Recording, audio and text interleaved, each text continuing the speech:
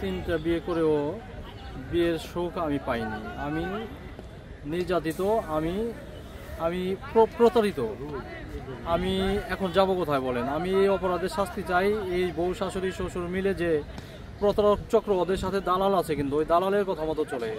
বিয়ের পর স্বামীর কথায় চলে না, চলে দালালের কথা। দালাল বলেন ভাই, তিনটা বিয়ে করেছি, শান্তি পাইনি। হ্যাঁ, এই মেয়েটা পালাই গিয়ে আমাকে ডিভোর্স দিয়েছে। এখন বলতেছে পালাই গিয়ে আমাকে নাকি ডিভোর্স দিয়েছে। তো আমি এভাবে কি আমার জীবনটা পার হবে ভাই?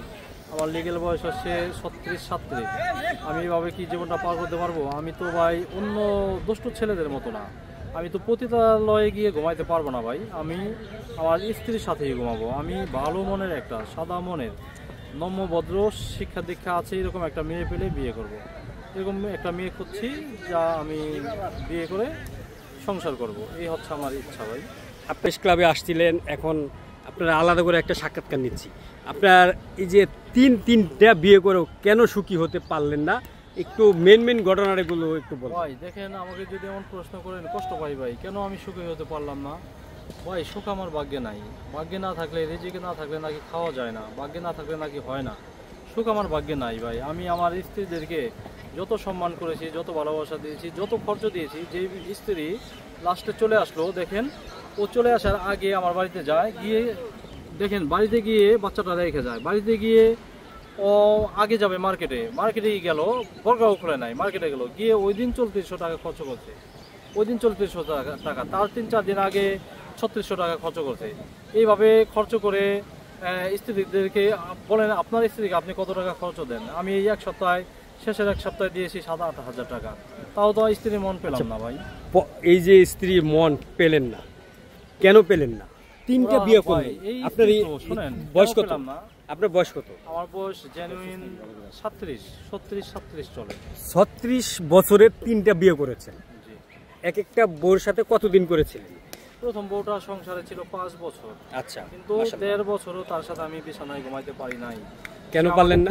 আমার কাছে, আমার বাড়িতে থাকে না। আমার বাড়িতে মাসে 10 দিন থাকলে শ্বশুর বাড়ি গিয়ে থাকে 20 দিন।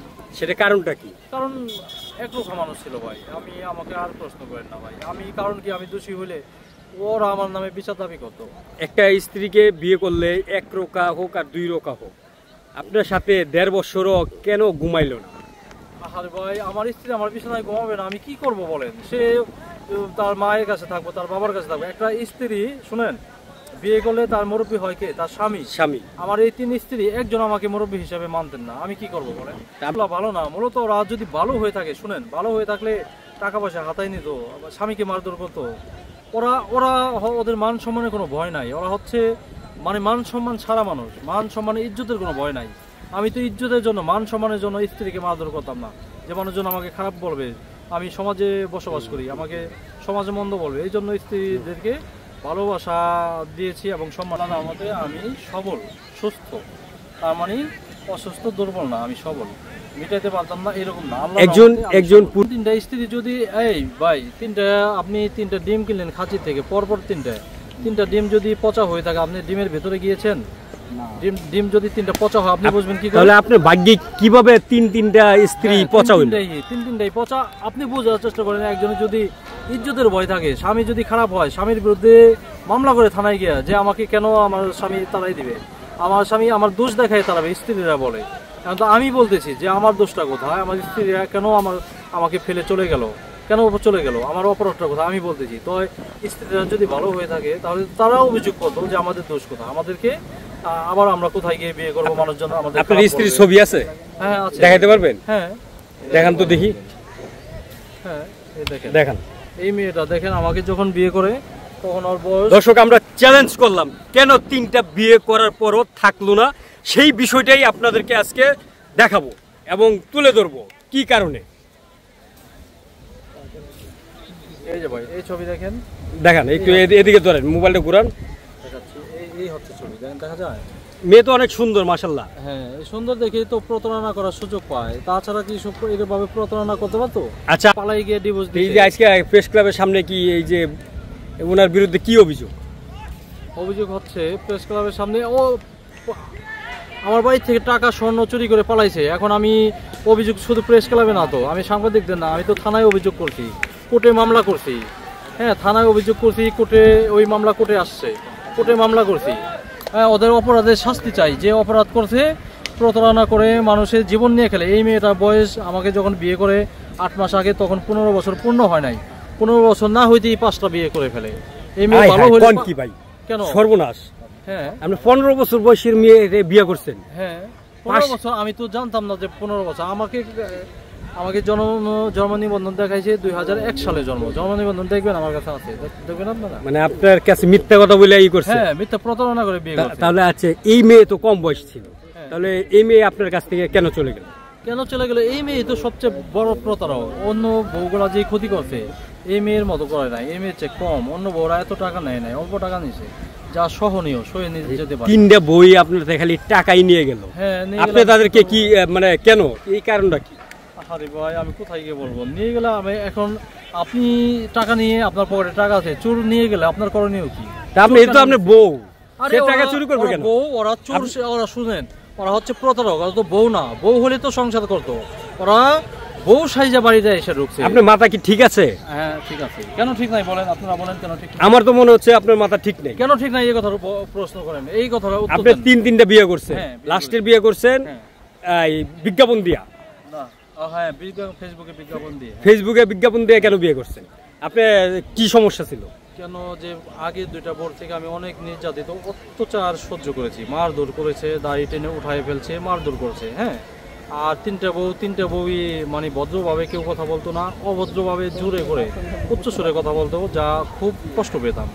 তো 2টা বোর থেকে কষ্ট পেয়ে আমি পরে ফেসবুকে স্ট্যাটাস দিই যে দর্শিত মেয়েদেরকে এই সমাজে মানুষ ভালোবাসে না।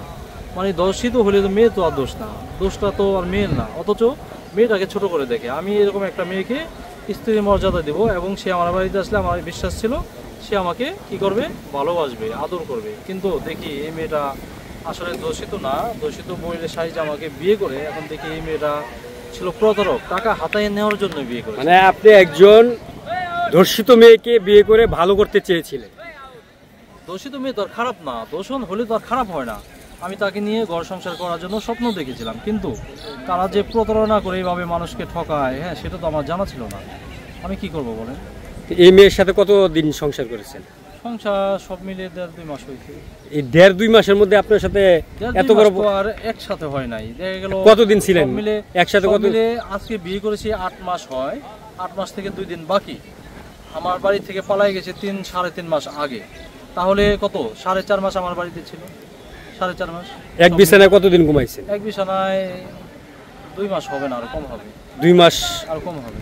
এই মেয়ে কি সব দিক দিয়ে শারীরিকভাবে ঠিক আছে? সক্ষম, শারীরিকভাবে সক্ষম, কিন্তু প্রতারক। এই মেয়ে বিয়ের জন্য বিয়ে করে নাই, মানে সংসারের জন্য বিয়ে করে নাই, বিয়ে করেছে প্রতারণা করে টাকা হাতে আনার জন্য। আচ্ছা আপনারা বলেন ভাই, মেয়ে যদি খারাপ হয়ে থাকে, মেয়ের মাও তো ভালো হয়, তাই না? মেয়ের মা, মেয়ের বাবা, মেয়ের মামা, শ্বশুর, মামা এবং নানা বাড়ি মিলে। এখন মেয়েটা ভালো হবে কেমনে? আপনি তো বিজ্ঞাপনী দিয়েছেন একজন ধর্ষিতা মেয়েকে বিয়ে করবে। আরে দর্শিতা মেয়ে কি খারাপ হয়ে যায়? মেয়ে, আপনার বোনকে যদি জোর করে রেপ করা হয়, আপনার বোন কি খারাপ হয়ে যাবে? আপনি তো বিজ্ঞাপন এইভাবে দেন নাই, আপনি দিয়েছেন। দেখেন বিজ্ঞাপন, দেখেন কিভাবে দিয়েছি। আপনি বিজ্ঞাপন দিয়েছেন, দেখেন আপনারা কিভাবে দিয়েছি, দেখেন আমি লিখেছি দর্শিত। এই যে একটু দেখেন তো, দেখেন দর্শিত একটা মেয়ে পেলে অন্যান্য ছাড়গুলো ভালো হলে বিয়ে করতে রাজি আছে। বিজ্ঞাপনটা আমি কিভাবে দিলাম, আপনারা বলতেছেন এইভাবে দেন নাই। তারিখটা দেখেন, তারিখটা হলো জুলাই 26 জুলাই 2023। ওই যে 26, ওই দেখেন, আপনারা দেখে বলেন, আপনার মুখে বলেন কয় তারিখে দিয়েছি। আচ্ছা আপনার মুখে বলেন তারিখটা কত।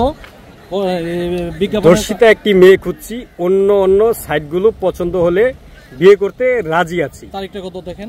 আচ্ছা তারিখটা বলেন, একটু বলেন। তারিখটা তো 26 তারিখ 26 জুলাই 2023। 26 জুলাই 2023। বিয়ে করলাম কবে? 22/9/2023। তার মানে ঘটনার এই পোস্টে 2 মাস পরে। তা আজকে এই যে কেন আপনি এইভাবে মিডিয়ার সামনে আসছেন? ভাই আমি এই ওদের অপরাধের শাস্তি চাই। এইভাবে অপরাধ করে যেন আর কোনো মেয়ে পার না পায়। এভাবে যদি মেয়েরা অপরাধ করে পার পেয়ে যায়, তাহলে আমাদের মতো ছেলেরা অসহায় হয়ে রাস্তায় রাস্তায় ঘুরবে। আমরা কোথাও গিয়ে বিচার পাই না। আমি থানায় গেলে বলে স্ত্রীর বিরুদ্ধে মামলা হয় না। আরে ভাই সেই স্ত্রী কোথায়? সে তো চোর। সেই স্ত্রী হলেও সে চোর, চুরি করে গেছে, চোরের বিরুদ্ধে মামলা করবো আমি, বলে স্ত্রীর বিরুদ্ধে মামলা হয় না। কোর্টে গেলেও মামলা নিতে চায় না। আমরা যাবো কোথায় বলেন?